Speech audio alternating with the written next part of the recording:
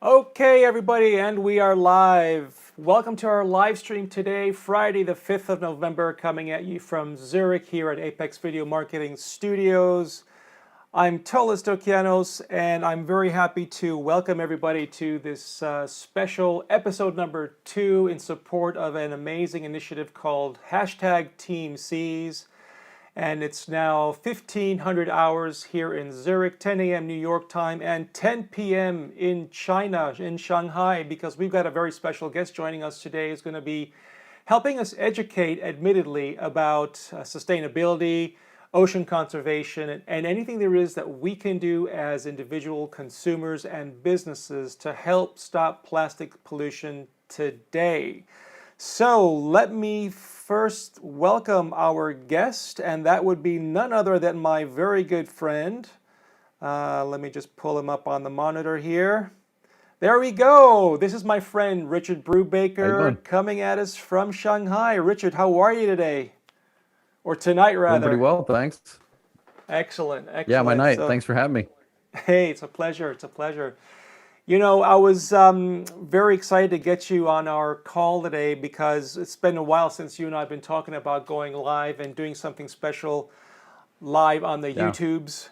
And I couldn't have thought of a better opportunity than to bring you on board to discuss something that is definitely right up your alley. And the way we're going to take this live stream today is we're going to approach it from the point of view of me and our audience being laymen when it comes to sustainability. We want to educate and get some mhm, awareness going for people out there to make them understand a little bit more about what it means to be a sustainable company and what you as consumers can do to participate in making this world a better place by cleaning up your sure. trash, and in this case, cleaning up plastic. And it is a complicated topic, believe it or not, but Mhm. to the consumer, as far as I can understand, when it comes to plastics in particular in the oceans, it's, it can be a little bit of a mystery. And I'll be quite honest, as a marketer, companies do a lot to educate people, but I really question whether or not marketing is generating the correct messages to people today in what they can do as consumers and how that can shape the behavior of consumers in particular, and to that extent, how that can have influence on businesses and what they do to continue in on a trend of sustainability.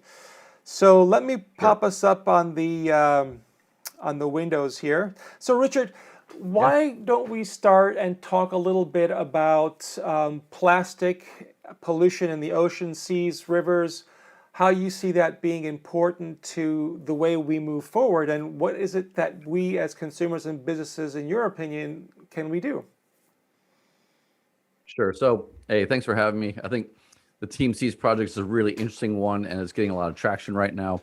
And we really need people, as many people as possible, either looking at this issue, getting involved, donating, or going down to their local body of water and pulling crap out.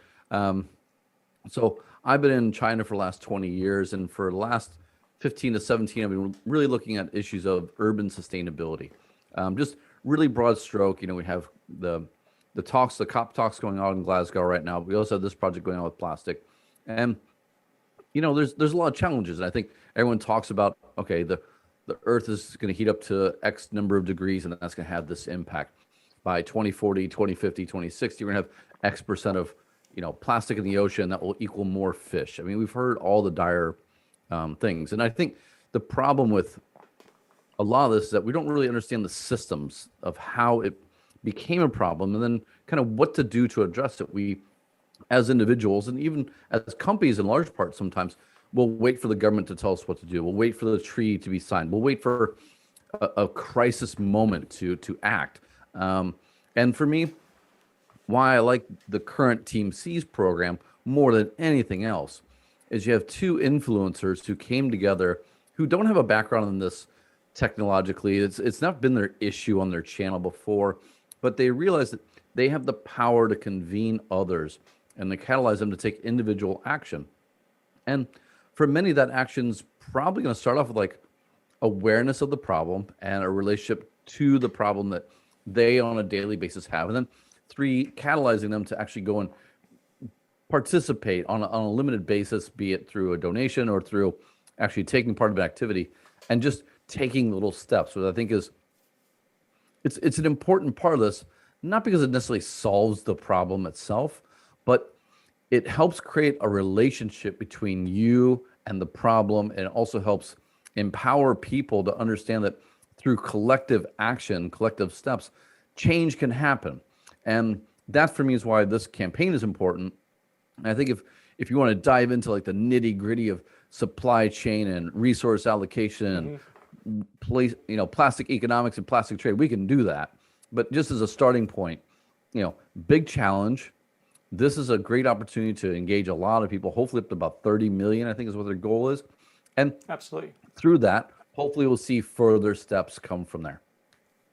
So basically, for those of you just joining us right now, I'm joined here with Richard Brubaker, and he is a sustainability expert. He deals with companies on a daily basis on how to help them communicate sustainability, how to implement change within their organizations, even startups, right? Richard, correct me if I'm wrong. You obviously know your business better than I do. But just to let you know, let's just give people a little bit of perspective. So you mentioned 2 YouTube influencers. One of the reasons why I decided to take this initiative to do these weekly episodes, live streams with subject matter experts like yourselves. Last week we actually had another Thunderbird, Leah Colabello, who's an expert in in what she does every single day as well. And she gave us some amazing examples of what plastic looks like once it's found in the oceans. We're talking from little old plastic objects floating about, particles to fishing nets and what have you. And so we're talking about YouTube. We're talking about the YouTube community now, and I've been very, very blessed, if you will, to have been invited to participate to Jimmy Donaldson, aka Mr. Beast, and Mark Rober's initiative, and they've taken the lead to build awareness by running them with a campaign whose goal is to raise 30 million United States dollars by the 1st of January 2022 to rid the planet of 30 million pounds of plastic floating around in rivers, lakes, seas, and oceans around the world. And the funds that we're raising so far, we've gone up to just under 50% of target. We're roughly at $12 million, meaning that is the equivalent of 12 million pounds worth of trash, or plastic in this case, that we can actually scoop up and clean out of all the various bodies of water around the world. And the funds are going to go to 2 campaigns in particular, or actually 2 organizations rather. One is the Ocean Conservancy and the other is the Ocean Cleanup. And the funds will be split 50-50 to these 2 organizations to actually help effectuate this plastic cleanup. So for those of you just joining us now, and if you're just watching the replay, welcome to this live stream. I'm Tolis Dokianos, and this is my co-host Richard Brubaker, and we're talking kicking plastic. So, Richard, you mentioned something about plastic economics, which does sound like quite a complicated topic. I don't quite think we're going to get there in this episode today because it can be a very complex issue. And so what we definitely need to do is kind of start, as you said, let's start simple. What is it that everyday consumers, in your opinion, today, and let's talk about this on a global basis. I mean, you're based in China now, you got good reason to be there. What can consumers firstly understand if we had to put one specific item on the table when it comes to plastic pollution? How does that affect us as consumers? Well, I guess the relationship between consumers and plastic it's an intimate one. I mean, you're surrounded by it, from my Logitech camera here all the way to, disposable plastic lids and stuff that I have. I think, we've done a lot of work with plastic and brands, and a couple things that I take away from this. One is a large amount of the plastic that's ending up in the ocean.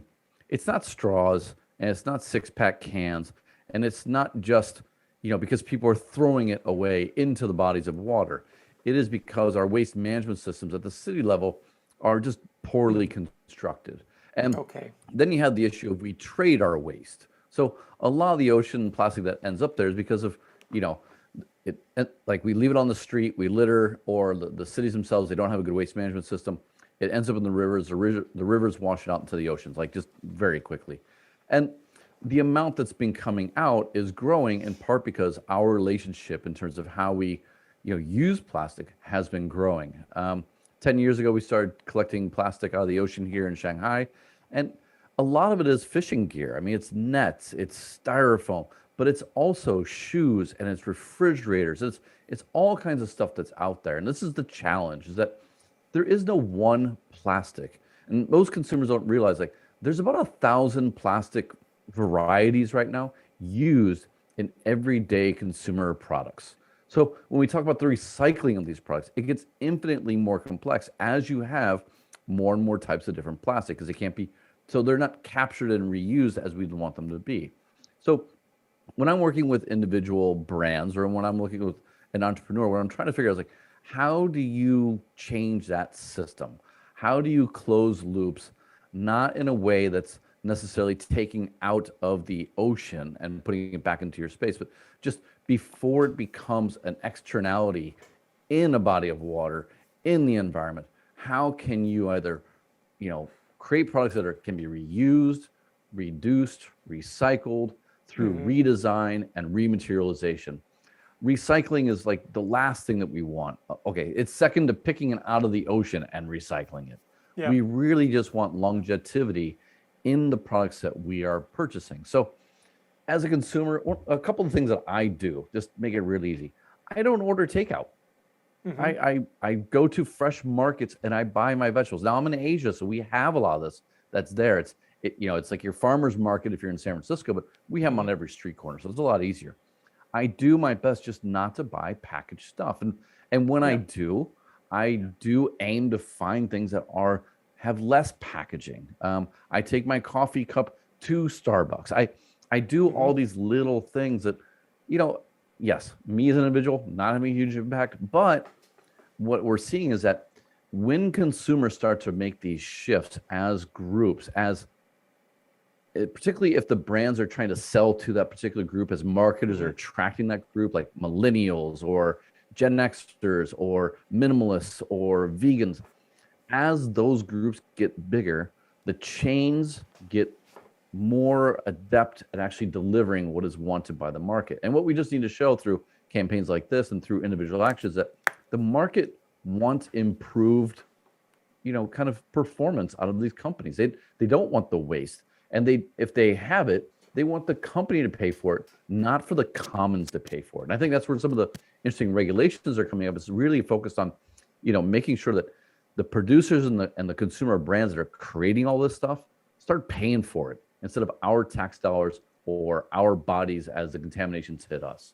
That's very interesting. I mean, some of the things that came to mind now as you're discussing this, talking about Asia in particular, if you take a look at consumer behavior in Japan, for instance, I know that, first of all, you don't really find places in Japan where you can actually throw trash out. And I think that's down to security reasons because of recent terrorist activities that occurred in Japan. So now Japanese citizens, they may have places where they can drop trash in public spaces. Firstly, they're in transparent bags, if I'm not mistaken. But because there isn't so much of a waste deposit system anymore in public, people actually take their trash with them and they bring it home, right? If you go to some kind of a public event, the Japanese people, citizens, actually pick up after their own trash after like a major event, and they just take it back home, which is a very interesting comparison to how things function here in Switzerland. Now, one of the things that I like about living in Switzerland is the moment a major event is over, the municipalities come right in and they go straight into cleanup mode. And by the morning, 7 a.m. next day, everything is pretty much cleaned up, all disposed of, and it's business as usual again. So that is a very interesting juxtaposition, if you will, where consumers do something about their trash and how the municipalities in a country like Switzerland, highly organized, highly efficient, take care of trash. But then there's a whole ton in between, right? Yeah, but so I think one thing that I've come to really appreciate through our work is that, you know, consumers recycling is vastly different than products being recycled themselves. So Okay. just because you put it in the right bin doesn't actually mean it's going to go to the right place. And Okay. every country is a little bit different. Mm-hmm. When China put in the waste ban in 2018 and stopped the global flow of recyclables from other countries into China for processing, we came to understand very quickly that all these countries that are good at recycling were basically just good at containerizing their trash and sending it to Asia to be processed. They weren't actually good at recycling. All they were good as collection. And yes, their citizens participate in that process, but that doesn't make it an environmentally sustainable process. Whereas in Shanghai, we don't, until a couple of years ago, we didn't have multiple bins. And in 2019, they put in 5 bins for the first time. And it was kind of plastics and papers and food waste and a couple others. Before that, it was all basically one bin, one truck. But what was happening was you had guerrilla recyclers who were going through and picking out anything of economic value. So paper, cardboard taken out, metal taken out, plastic taken out, and plastic of all kinds taken out, to the point where when you got to the landfill or to the incinerator, it was all wet waste, which was food and diapers. And it was very efficient. And we actually followed about 80 different shipments of different wastes that occurred in Shanghai that are recyclable. Not one single one left the city limits. They all went to factories inside the city limits. So whereas Europe and the US were sending their trash across the oceans Yeah. in containers to be processed in Asia, in China, in Shanghai, everything was locally sorted, locally palletized, locally sent to factories, and locally produced into new products. Very circular. So Now, are you suggesting that a key solution to the collection of trash is that it has to be localized across the world? I think the most efficient way of recycling is that when you have a localized loop where the waste is a resource to the local economy. And this is the thing is waste is not waste. Waste is a misallocated resource. Almost everything we throw out is nutrients, with the exception of perhaps sanitary toilet items, right? Like diapers and Yeah. things like that. But food waste could be compost, plastic, paper, aluminum, that can all be created into new products. Every single bit of it. Now, does that mean it's created into new products means that there's zero environmental footprint when we do that? No, we still need energy, you still need water, you still need additional materials to make the new products. But it helps with the waste management, the landfills, the incineration, the loss and the externalities to our oceans and airstream. Like that helps. But the ultimate solution is just the reduction of waste through redesign and rematerialization of many of the products that we interact with on a daily basis. So when we're talking about the reduction of waste, does that mean that it's got to come from the source, i.e., from the manufacturers of packaged goods, for example? That's probably the best way of doing it. And one example I give you is like, okay, go buy your athletic trainers. You get a box. Get some paper in that box. Yeah. Some companies have gone to a bag that you can continually reuse with no paper inside the bag. It's just the shoes, right? So they've removed the paper box. They've removed the paper itself. They've removed the plastic labels and all that other stuff. And they've given you a bag that you can then carry your shoes home in. It's that simple. If you look at your Apple iPhones now, it used to come in a big brick with all these different things and the cables and the brick and now you get the phone. It's got basically like the warranty information in a very thin pack. And if I remember correctly, the iPhone 13, there's no cords, no power bricks, no nothing. They've removed all that material from the system, knowing that a lot of it just becomes waste. It's unnecessary. And so they're saving Yeah. vast amounts of resources from their own supply chain, but also from the waste management systems. That's a very interesting point that you bring up. I mean, I recently bought 2 pairs of trainers, and you get them in a nice big box, lots of paper, just like you said. And Yep. the cashier asked me, "Do you want to keep the box?" And I said, "No, you can keep it." Now, Yeah. admittedly, I just didn't want to haul all that cardboard and paper around. But Fine. eventually, Sure. that particular behavior in that instance is giving the trash back to the retailer or the manufacturer if they've even got some kind of a collection program. But even if they don't, they have to pay to throw that away. So it's a cost to them to take it back in the store and at the mall level, give it over to the mall because they have to pay for any waste, probably by kilo, that they're throwing out of their store. By you giving back the box, by you giving back, they have to pay. So you're introducing a little pain point. Well, imagine if every single consumer they interacted with gave that box back. Last Right. week when I was They'd talking have to to pay Leah, for it. she was saying vote with your wallet, and even Yeah. as much as go back to your retailer or supermarket and give them all your plastic. Let them deal with it. Sure. Make them feel the pain. Sure. Sure. Okay, And, so and there was a that's lot of that happening in supermarkets a couple of years ago. I saw that, and great. It's gimmicky, yeah. but it's fun, and it allows people. It makes a point. But my only concern would be, my only question would be, did it fundamentally change the system? Did those supermarkets actually go back to Kellogg, go back to Post, go back to, whoever and say, look, stop giving us so much packaging. Our consumers don't want it. Did they expand their fresh area as a result of that? Did they offer more bulk options?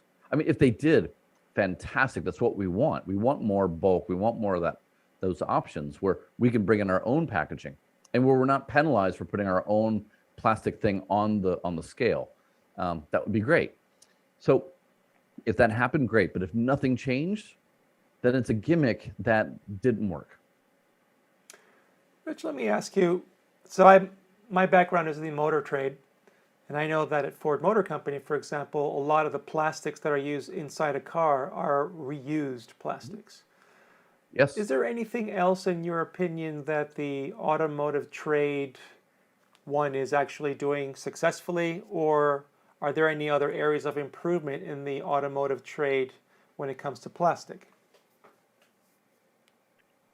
Well, from what I understand of like cars and car recycling, they're very good at recycling the end of life of a car. Like very little is left after it goes through the shredder. So, in that sense, no, I don't. I think the main problem with cars is going to be the rubber tires, and it's going to be the batteries, the electronic batteries that are coming out now, lithium ion. Like, how do you manage that? It's going to be, the wider footprint of the manufacturing itself. But one of the things that a lot of car makers have been doing lately is they're taking textile waste and they're turning that into the insulation around the car as well as inside the seat. So they're also helping to absorb some of these waste streams that have nowhere else to go. So I think that's the nice thing is, automobiles, they tend to be robotically put together a little bit less. So they have a lot less waste. They're much more precision driven to begin with. Whereas a textile company, you can pick any one of your favorite retail brands. If you go to their factories, there's mountains of waste inside that factory. Like whatever you think we as consumers are creating in terms of waste into our environment, what's happening in the factories is 10x because any product issues, any overruns, any overstock, it all just sits there and then eventually they throw it out or they burn it because they can't let it seep out into the market and potentially ruin their markets. So a lot more waste there. But in the automotive supply chain, I just haven't seen as much. It tends to be a smaller issue. It tends to be very technical, and they tend to recycle their own goods. Yeah, I think you're right. I think my perception of what happens in the motor trade as a consumer is, in fact, I do believe that recycling or reusability of plastics or other material in cars is actually quite high up there But in terms of efficiency compared to other industries. well, yeah, and one other thing to think about with cars is that there's a second, third, fourth, fifth hand market for cars. Like they're driven until they die. Where your clothing, your one-use packaging, your a lot of those things that are they're cheap, a couple bucks. You're not going to sell that. You're not going to give it to another person unless you got kids and it's going hand-me-down. But electronics like phones and computers, there's a healthy secondhand market, a healthy because there's value in these products. And yes, I want the newest thing. Well, there's a reason why Apple buys back my phone at a real price because it's valuable to them. They'll either resell it or they'll take the parts when they need the chips. Same for cars. Same for refrigerators. There's a healthy trade. But for a lot of the consumable plastics that we see that are in the ocean or for the fishing nets, they're thrown away because they're one use, because they have a very short life cycle, because they actually have they're built in such a way that they really have no economic value to anyone once the first use is done. Yeah, I hear you. I mean, that's kind of mirroring what Leah said in our last interview last week.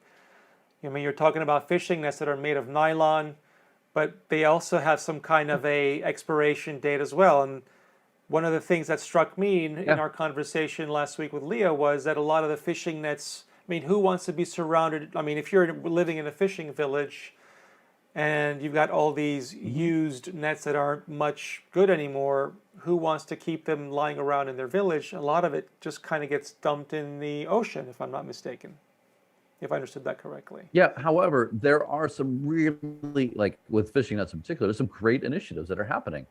You've got Interface Flooring out of Atlanta. They were working with a group in the UK, and they started piloting taking back this nylon. It's usually nylon number 5, and it's a pretty ubiquitous nylon. You can spin that into all kinds of textiles. And so they started bringing this stuff back, and they started paying the Filipino fishermen, per kilo for these nets, and they started creating an economy that supplemented their main economy, which is fishing. Because yes, these fishing nets are so cheap, they're so thin, and they throw them away usually after 6 months or a year, depending upon where they are and how much effort, how many times you want to fix those holes. Just they throw it away, they buy a new one. But now there's an economy around buying that, and you're seeing that more and more. China itself, at the government level, created its own scheme specifically for that purpose. So it's not even the private hands anymore. The government has said, we need to buy back those fishing nets. And so they got cleaned up very quickly. So everybody, if you're just joining our live stream today, or if you're watching the replay at this point, I'm joined by Richard Brubaker, founder at Collective Responsibility. He's based in Shanghai. He's managing director of Collective Responsibility, and he's also founder of Hands On China, and an adjunct professor of sustainability and social innovation at Southern Methodist University. And Rich and I go back several years. We've gone to business school together at Thunderbird School of Global Management. And, what I like about Rich is he says it as it is. He's very passionate about what he's doing, and that's why I really wanted to reach out to him and talk a little bit about conservation. And in this particular case, I wanted to talk about pollution, plastics pollution. We're talking about hashtag Team Seas. It's a campaign whose goal is to raise $30 million to rid the planet of 30 million pounds of plastic floating around rivers, seas, and oceans around the world. And that amount of money is set to be raised by the end of this year, or the 1st of January of 2022. And the funds are going to be split between two foundations. One is the Ocean Conservancy, and the other is the Ocean Cleanup. I'd encourage you to look up two individual YouTube influencers, very famous and very popular. They've already made mainstream TV, also featured on Jimmy Kimmel just last week. We're talking about none other than Mr. Beast and Mark Rober. Mark Rober was a NASA space engineer, and he also worked as an engineer for Apple. And Mr. Beast is a YouTuber influencer with over 70 million subscribers who actively watch their content every single day on YouTube. Why is that important? Well, Rich basically talked about this. We're not reinventing the wheel here, but what we are doing is we're getting a message across some major influencers who have reached to over, almost 1 billion people who watch their content around the world.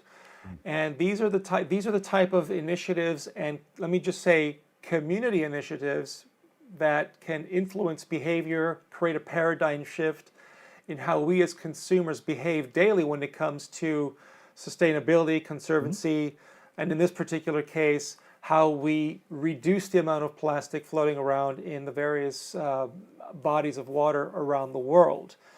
So, Rich, let me ask you, so we spoke about what we as consumers can do at, say, the point of sale.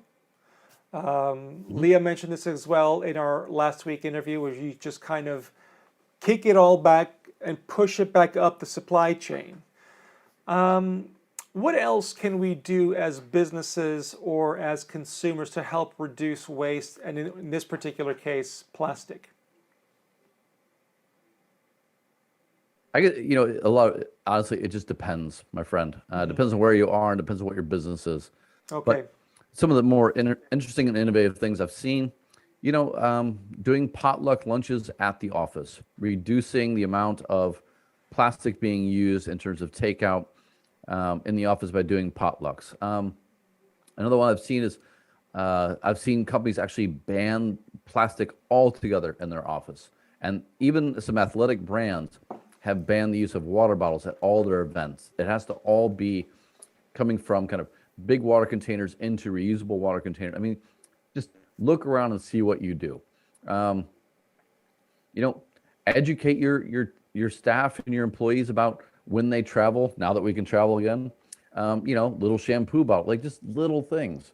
But at the end of the day, I think the big thing is if you work in a company that is creating a lot of waste, and you know who you are. I mean, we don't need to name your brands. Find opportunities to fix that.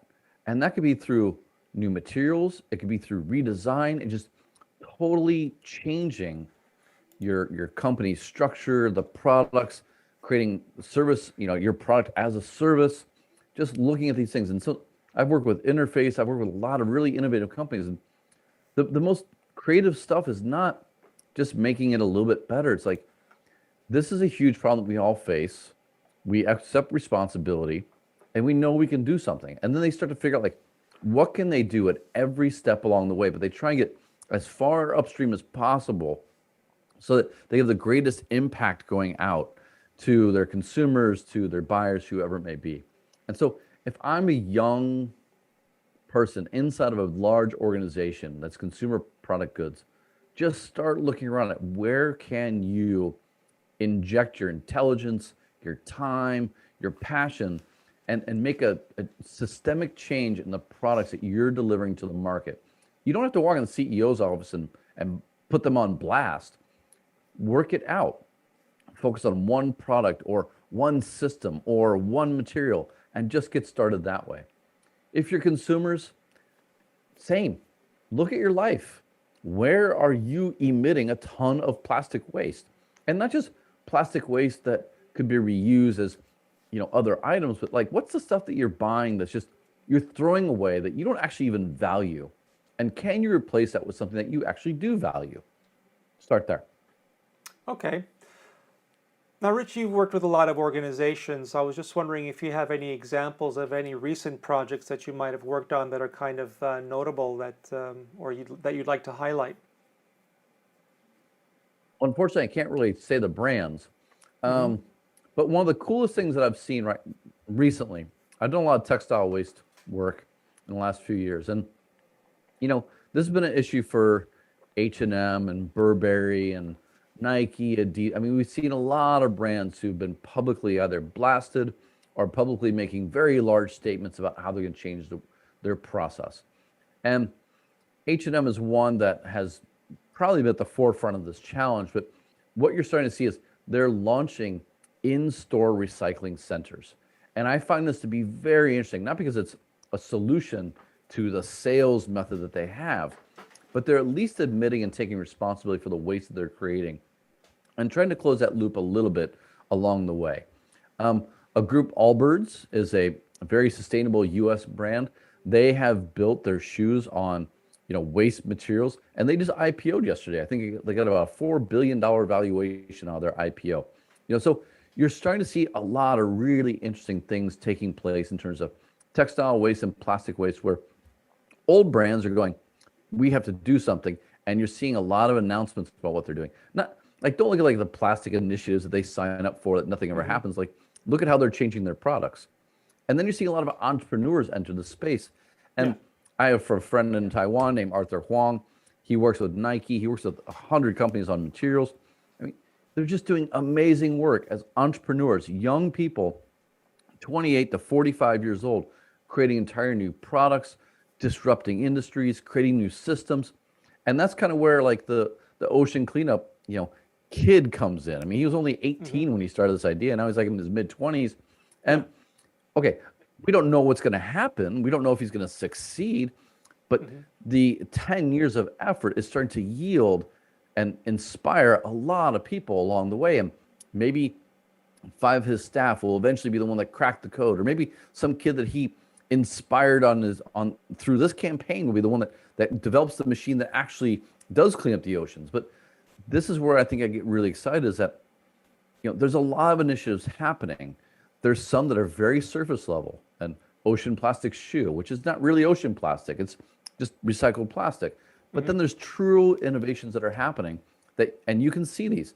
Grab onto those, support those brands through your own money, through your time, work with NGOs locally. These are all things I see happening on a daily basis that excite me, inspire me, kind of keep me going when I think about the fact I got a 10-year-old kid who's probably going to swim in the ocean with a lot of plastic. As a consumer, personally, from my point of view, I'd love to know more about, is there anywhere where we can get informed of what activities specific brands are doing? Is there like one source where we can maybe have a look at like a traffic light report that shows you who's doing what and who's doing what well, or who's doing what poorly and has an opportunity to do better? Honestly, not that I know of. And there's a few reasons for that. One is I don't think there's many big brands that have done things that are worthy of such a site yet. Okay. And those that are working on it behind the scenes, they're not talking about it until it's fully launched. And so this becomes a challenge. I think there's a lot of initiatives happening, and you have to do the work. Nothing is going to be made easy. And I think that's part of the problem, but that's also what we require. I think we've gotten so used to everything being so easy. Well, this is important, and it requires work. I mean, take the time, go to your favorite brand, or if you're in the retail site, start looking for ask questions. Where's this package going? Is this reused? What's this material made out of? Blah blah blah. Like, can I deconstruct this shoe? Can I recycle this T-shirt? Ask those questions of the brands, and eventually you're going to find one that says, yes, we use 100% recycled polyester. Yes, you can bring it back to us and recycle. Yes, our core mission is blah blah. And when you find that brand, support them. Don't go looking around for other brands. Find one that you love, find the product within their category, and go forward. So what we're saying here is consumers should take a more vested interest in the brands that they like, that they follow, that they love, to empower themselves to influence brands into doing something to, whether it is I would shape that a little bit differently. Or how would you say it? So if you're a consumer, you start with the issue that you're worried about. And we're talking about plastic, but it could be animal welfare. It could be carbon. It could be whatever it is that you're worried about. Rural education. And then you start to get educated on what the real issues are. Who are the players and what are the systems involved? And then you find ways to support those who are trying to solve those problems. Today, we're talking about plastic. Today, we got 2 influencers. And today, we're hoping that you will support that.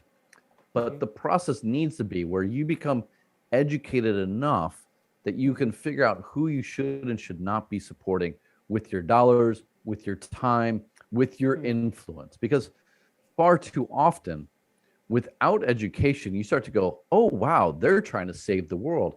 When in reality, they haven't done anything except create some marketing that makes you think that their product or service is a little bit better, and they're profiting off of your ignorance again.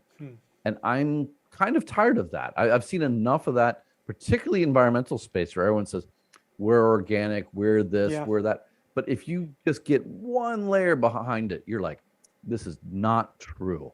And that's because a lot of people just won't take the time to educate themselves about things that they say are important. Well, if it's important, yes, you need to do the work. And when you do, what you're going to find is you love the brand that you're supporting more. You take more pleasure in the material, in the experience. And if I go back to like a brand I think that's done that really well, where I think that resonates, it's Patagonia, which sounds cliche, but there's a video called The Stories We Wear. And I've always referenced this, where they have 4 people who have Patagonia gear that they've been wearing for 25, 30 years, climbing mountains, surfing, biking, and they show like the patches and the holes and the zippers and all this. It's like the things that we buy, the things that we consume are part of us. And if you're just throwing crap away, well, then what stories are you building? What you know, like we all have things that we value from when we were children and when we were teens. We look back, well, imagine if you do that with more of your products. And I will say that during COVID, that has been something interesting because people now cook a lot more for themselves. They now buy things with the idea that it will be in my house, and they don't commute as much. So their relationship to the economy has changed. And I think it's a great time to really be rethinking some of this stuff. But, you know, just do your best to remove first, the one-use items. Second, the things that you really don't value. Do you really need your 5th pair of black jeans? Do you really need the second car? Do you really need, and then really start doing the work on like, what are the products that you actually do need, and where do you want to put your money in? What brands do you want to support who are trying to make the world a better place? Because it's really easy to complain about how bad the world is getting, or about how they're doing something, or how this is bothering you. But once you start doing the work and realizing that you're supporting groups who are changing that, you're going to feel much more empowered to then look towards next steps. And if we can all do that collectively, we're going to make a lot of progress. I really like what you've just said. I mean, from my point of view, I'll be selfish and say that one of the reasons I want to get on this call with you is because I want to learn from you. You know, it's as simple as that. There is so much more to be done when it comes to learning more about waste, reusability, and a lot of it does sound cliche, and a lot of it is a lot of just marketing hype. You know, I was watching some documentaries the other day about the food industry, and you know the different things that marketers do to make people believe that they're eating healthy, for example. So I mean, the same could be said about marketing and sustainability. Someone might say, yeah, our products are all responsibly made, or whatever it is. But there definitely is this extra layer of crap, I guess, as you say, that we need to sift through to really get down to the truth of things and what's really going on. Let me ask you this, Rich. Which brands, if you had to list 5 brands as benchmarks that come to mind that have actually gone out there, they've launched some kind of a sustainability program or whatever it is, what top 5 brands would come to mind? You've mentioned Patagonia, and you've mentioned a couple of others. Are there any others that come to mind? Yeah. Wow, you're going to put me on the spot like that. Yeah, so Patagonia is one that, look, it's expensive, it's elitist, but their value system is there.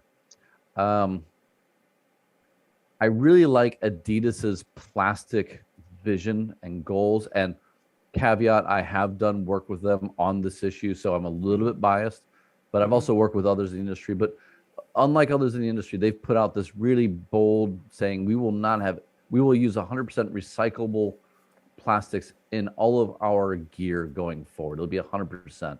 And now I don't know if they'll reach it, but I know that they're going to get really close, and it's a great step forward. It's not the solution, but it's a great step forward. From food companies, I really like the movement around vegan and vegetarian products now. I'm not going to advocate for any of them, and I'm not going to say plant-based proteins in particular, but the general movement around finding other options culinarily away from animal-based proteins to improve the environment and your health, I think is great. Now, there's a lot of debate about, is one GMO and is one got more peanut oil? That's why I won't mention specific brands, but as a movement, I think we've grown a lot of conscious around healthier eating and true healthier eating, whole eating. I also, this might sound controversial, functional fitness like CrossFit, the idea, the community around being healthy, having a community of people that you're responsible for and empowered with, and you're learning about nutrition, you're supporting each other. Like, I really like the fact that as a group, it's not a single issue. It starts with a community and it sprawls out from there. And so CrossFit as a brand, even though the founder has some issues, they've done phenomenal things over the last 15 years. And I'm not a CrossFitter. I just, from the outside, I respect it. I've really studied like how the people interact, how they support each other when they have, say, economic challenges. They support all kinds of cancer causes. They support veterans. They do all this stuff socially and environmentally that's very, very good. And it helps the community itself find its, like, so I always go back to like the idea that community and consumerism are kind of on separate spectrums, that the tighter your community, the less you're going to consume, like like without thinking, you're not going to over consume. And so when they have these really strong communities and it's all around health and nutrition, I mean, they're eating whole foods, they're buying specific products. And a lot of those products now, a lot of the brands that are feeding into them tend to have an environmental focus, because the more organic, the more clean it is, the better it is for your body. And there's that relationship between the body and the environment that they're now tying into, I think is really good. The yoga culture as well, doing the same thing, health and wellness. All three of those tightly knit community around exercise, health, and wellness, I think are phenomenal. I think community is definitely the key word here. Yeah. And then I'm going to go a little bit off, and I'm going to say like the e-scooter, e-mobility group. I've seen a lot of products there. And of course, I mean, Tesla is a leader, but we have different groups here as well. They have a battery problem, but they're solving the oil emissions issue. Now, over time, they're going to solve the battery energy issue. I'm sorry? They're creating a new one, though.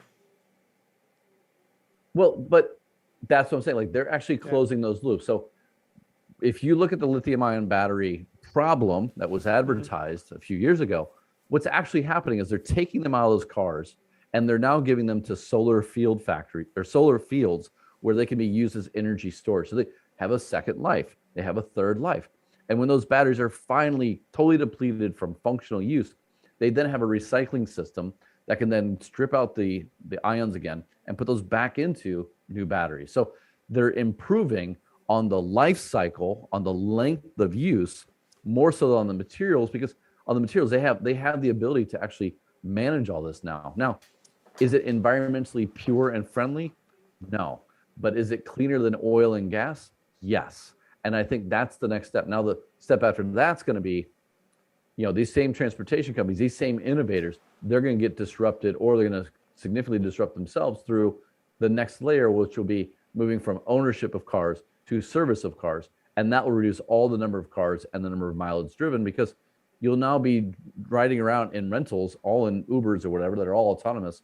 And that's going to help do a lot as well. So look, there's all kinds of brands out there that, Allbirds to Impossible and beyond. I mean, you need, the thing is, you need to do the work yourself to figure out which brands you want to support, because some people love Impossible and some people hate Impossible. Some people love Beyond, some people hate it. Some people just want to eat a vegetable, and that's fine. But the idea that you're moving through this movement towards something better as a group, as a community, that's what's important. And that's where I think brands individually and collectively, you're starting to see some really interesting things happen. My feeling is that community is definitely the way things need to move forward in terms of empowering the individuals and even, let's just say, small retailers, Yes. small to medium-sized businesses to make an Oh impact yeah, in their yeah. local community. And like you said, you see a lot of that going on in various groups, whether it's people who've got cancer or whether it's people who are into fitness or vegans, plant-based diets and what have you. I think you've got a lot of pockets of different groups in the consumer world that can definitely make some influence by helping change mindsets within the community, not necessarily having to go directly to companies or even put the pressure on government. But Yeah. it seems like, even here on YouTube or in Facebook communities, you've got people that are doing things with other like-minded people to make some kind of change. And I think that is Yeah. definitely something that may not enough is being done when it comes to plastic, perhaps. Would that be correct in saying? Are there more opportunities for more communities when it comes to plastic or packaging or whatever? Oh, certainly. So, a great community be the minimalist community that came out of this, or Mm, the groups that started, you see a lot of bulk groceries opening up around the world because of this challenge. And, mm, plastic and plastic waste as a mass issue of concern or of discussion, it's only a few years old, Tolis. So, yeah, I mean, we've talked about oceans and water for years. Like when we were growing up as kids, it was dolphins. Um, yeah, Now it's plastic primarily because of a couple of turtles who had straws stuck in their noses, right? Like mm, we're early in this, and so I think it's very easy. And I will admit that sometimes I fall into this to kind of feel like nothing's being done or get cynical yeah, about it. But I think this is where, like, if you're doing the work as the individual, if you maintain a passion for this cause or for improving your health or improving your environment around you, you're gonna find ways to continue because we are improving. Like our lives are lengthening. Our lives are at the aggregate level much better now than they were 100 years ago. What we're not trying to do is end the economy as we know it. We're trying to reduce the inefficiency mm, and keep the economy growing so that economic development can happen, so poverty alleviation can take place, so people can have access to affordable food. Because the problem with a lot of these things is, and the reality is, plastic has served an amazing purpose, but it yeah, just, because it allows food to be delivered fresh and safely to mm, places that don't have refrigeration, that don't yeah, have clean water. So can you poo-poo everything? No, mm, you have to realize, like, we're in a transition, and don't get too down about the current situation. Try and figure out where you can take an active involvement in helping to bend the curve in the right way towards mm. better materials, better economics, better waste management, whatever you may have. I mean, and that for me is where you got to get started. Rich, let's talk a little bit about what government is doing around the world. Recently, we had COP in Mm. Glasgow. Are there any Yeah. significant milestones that were achieved there, and do you think they're sustainable? Well, there's a couple. One was with the methane, and Hmm. then I think the most interesting stuff for me was when you had Vietnam and others come out and say, we'll walk away from coal. Hmm. Uh, I think it's easier to do it now because solar's cost is much lower. And, there's a lot of new technologies that are coming online for energy efficiency in terms of buildings. But kind of echoing John Kerry, the work isn't done. Yeah. And no matter what is accomplished there, the reality is best case scenario is 1.5 degrees Celsius, Hmm. right? That's what they call their baseline hopeful goal. But if you get into like the Imperial College information or some of the IPCC reports, there's only about a 15 to 20% chance that we keep it at 1.5 degrees. And there's a higher probability that even at current commitments, if we all do what we're supposed to do and we say we're going to do, there's a higher probability that we still go to 3 degrees Celsius. And that's, a function of urbanization and carbon footprints growing in cities as people move from rural countryside, villages, suburbs into the cities, Hmm. elevating through an economy that maybe agrarian and is moving to hyper industrialized, or from industrialized to service. I mean, when I see China, we used to export energy around the world. Now we're importing 80%, and we're a massive, we create more carbon here than the UK has in all of its history in a year.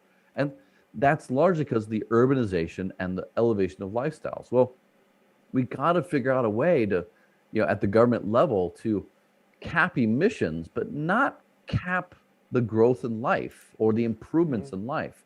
It's not about keeping people poor. It's about, reframing what is wealth and what is it that we aspire to, and how do we deliver that? Do we need as much energy, or could we just build better buildings that are 40% more efficient instead of trying to figure out how to get 40% of our energy from solar? For me, I'd much rather the government's focus on efficiency.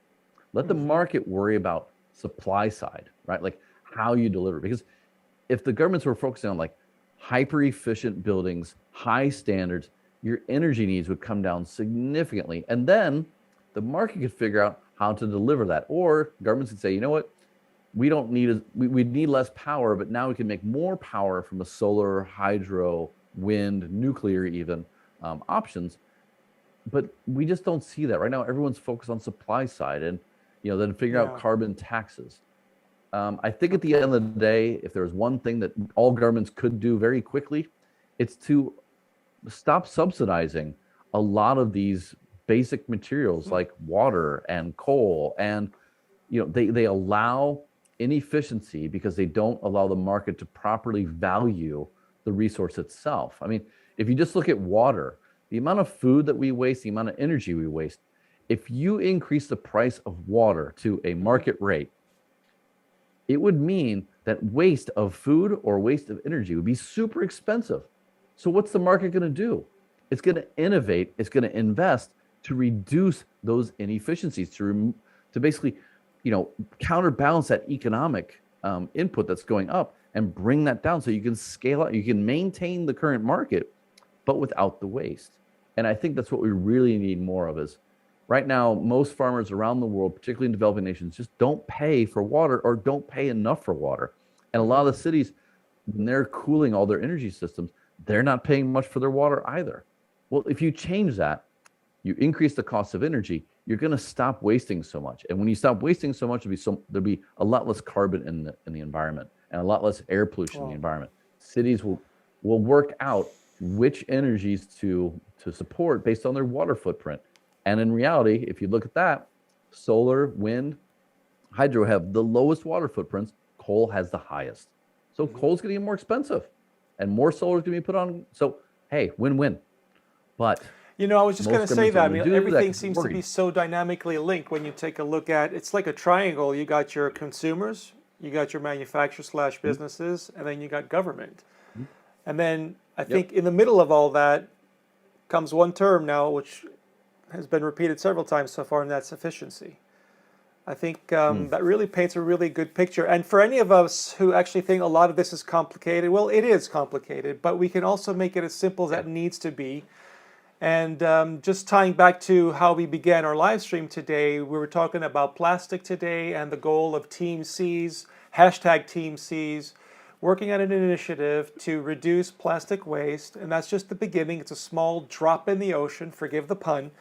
But in essence, what we're doing is we're creating a movement of people who are supporting some incredibly talented YouTubers who are actually making a difference at a very social level.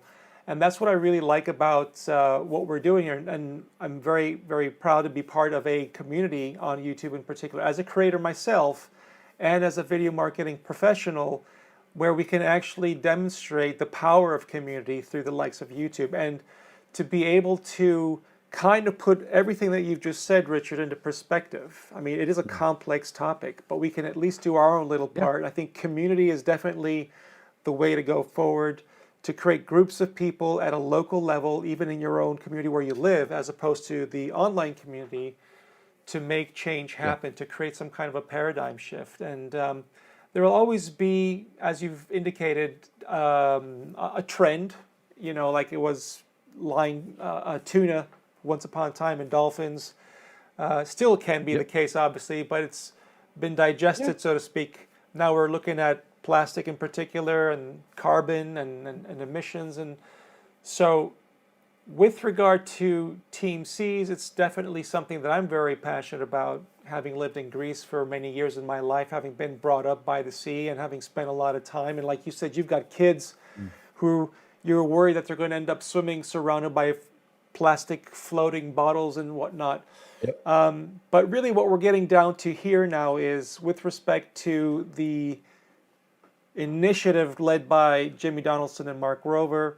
We're looking at Team Seas. And let me just quickly show you where we are right now with regard to the amount Not of bad. waste or money we've been able to help these influencers and the whole YouTube community with regard to Team Seas raise. I mean, we're looking at $12.7 million, which equates to 12.7 million pounds of trash that will eventually be collected out of the oceans by funding these organizations that will clean up the rivers, the seas, and other beds of water, bodies of water around the world. And what you can do today already, everybody, is you can go to the teamseas.org website, and you'll see what you're looking at right now. I'll just put the website up on the screen right now. You can go to teamseas.org and make a small little contribution. Any little contribution helps. I've done my little drop in the ocean. I've contributed $20, and other organizations and companies have done much more already. But every little bit helps. And from my point of view, I think it's a great initiative. It's a fun initiative as well. I'd encourage everybody to go on to YouTube and watch some of the videos that Mark Rober and Mr. Beast have created in support of this campaign. I really admire this initiative, and it's definitely something that everybody can be part of. So, Rich, any final thoughts?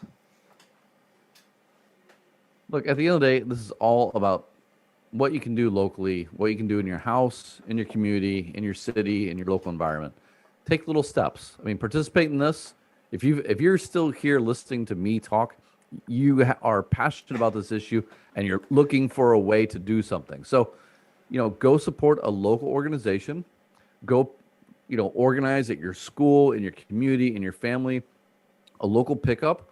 Learn about one category of product in food, textile, whatever, that you want to start supporting, that you realize in your kitchen, in your wardrobe is a disaster for the environment, and you want to fix a little bit. Like, don't try and fix the whole problem.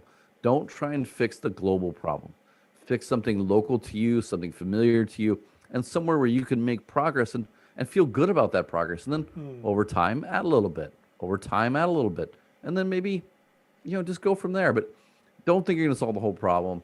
Don't think that you need to do something too big. Small things matter. Little things that's what adds up into the final kind of solution, the output that we're all looking for. And so, stay engaged. Don't lose hope. Like, just take steps forward, and that's all that matters. I fully agree with you, Richard. I think keeping it simple is where it's at, and community is where it's at as well. And that's pretty much it. I mean, you've seen a lot of, especially now during this pandemic, we've seen a lot of social responsibility, a lot of people helping each other out, not just when it comes to, collecting trash or whatever, but also helping the individual, your neighbor out as well. And I think that's such an important thing to do. So, Richard, I've really enjoyed this conversation. It's been a lot of fun. It's been great catching up with you again. And let's keep this thing going. I mean, if you're not opposed to it, let's have another conversation in the weeks to come. We still got some ways to go to get to 30 million. But I know it's getting late for you out in Shanghai, so I just want to thank you very much. Just one last thing before we close up shop. Where can people find out more about you? Just go to my website, richbrubaker.com, or you can look at the Mission Driven podcast. That's where we put up a lot of our entrepreneur interviews, and I think those are the two easiest places. Awesome. And what we'll do, everybody, is we'll put all the information down in the description in the box below.